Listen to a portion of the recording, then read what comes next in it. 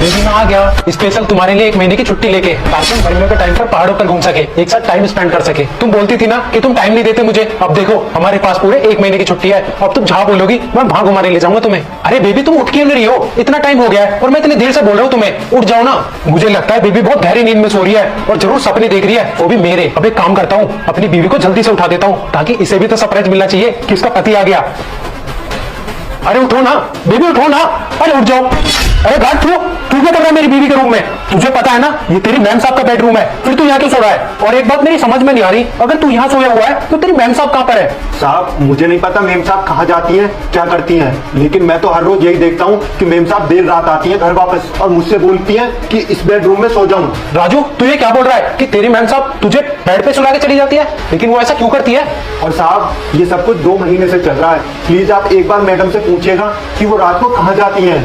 क्या कहा? 2 महीने से वो रुक जाती है, लेकिन वो ऐसा क्या काम करती है जो उसे रात में जाना पड़ता है और तुझे अपने बेड पे सुला के जाती है? मुझे तो लगता है बाहर उसका किसी के साथ चक्कर चल रहा होगा, तभी वो देर रात बाहर जाती है, ताकि मेरे मम्मी पापा को उसकी करतूत के बारे में पता न चल जाए। और जब भी मेरे मम्मी पापा कमरे के अंदर देखने आए तो उन्हें लगे कि उनकी बहू आराम से सो रही है। शायद इसीलिए वो तुझे अपने कमरे में सुला के जाती है, ताकि उसकी सच्चाई सामने ना आ सके। लेकिन मैं ये सब अब नहीं चलने दूंगा, उसकी सच्चाई में सामने ला के रहूंगा कि वो मेरे पीठ पीछे मुझे और मेरे मम्मी पापा को कितना बड़ा धोखा दे रही है। साहब मुझे लगता है मेम साहब आ गई। हाँ राजू, मुझे भी ऐसे ही लगता है कि तेरी मैम साहब घर वापस आ गई है। मैं एक काम करता हूँ, जल्दी से गेट के पीछे छुप जाता हूँ, फिर देखता हूँ कि तेरी मैम साहब क्या बोलती है। और हाँ तू भी जल्दी से कंबल के अंदर छुप जा, जल्दी चल।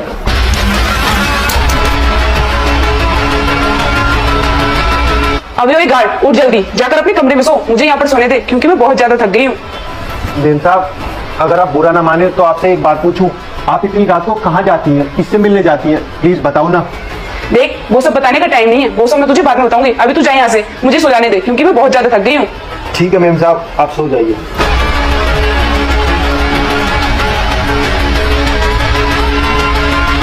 रुक जाओ अनुष्का, अब तुम्हें ना कुछ भी करने की जरूरत नहीं है, क्योंकि मुझे तुम्हारी सारी सच्चाई पता चल चुकी है कि तुम रात रात भर कहाँ जाती हो और क्या करती हो। अरे अरे अभिषेक, तुम ड्यूटी से कब आए और तुमने मुझे आने से पहले बताया भी नहीं? अरे अच्छा हुआ जो मैंने तुम्हें नहीं बताया, अगर मैं तुम्हें बता देता तो तुम्हारे ये ड्रामा में कैसे देख पाता कि तुम मेरे पीठ पीछे किसी से रात रात भर मिलने जाती हो। अभिषेक क्या बोले जा रहे हो ये सब? तुम कम से कम मेरी बात तो सुन लो। अरे क्या सुनना है, तुमने कहने सुनने के लिए अब छोड़े क्या है? तुमने तो मेरी नाक ही कटवा रखी है। अरे पड़ोसियों को पता चलेगा कि मेरी बीवी इतनी रात में घर से बाहर जाती है तो क्या सोचेंगे वो लोग हमारे बारे में। अनुष्का तुमने ना जो किया बहुत गलत किया है, तुमने मेरे प्यार को आज धोखा दिया है। तुम इतनी चालाक बनती हो, खुद तो बाहर जाती हो और गार्ड को यहीं सुला कर जाती हो, ताकि मेरे माँ बाप कमरे में आए तो उन्हें लगे कि मेरी बहू आराम से सो रही है। लेकिन अब ये तुम्हारा ड्रामा ज्यादा दिन मेरे सामने चलेगा नहीं, क्योंकि अब तुम्हारी सारी सच्चाई मेरे सामने आ चुकी है।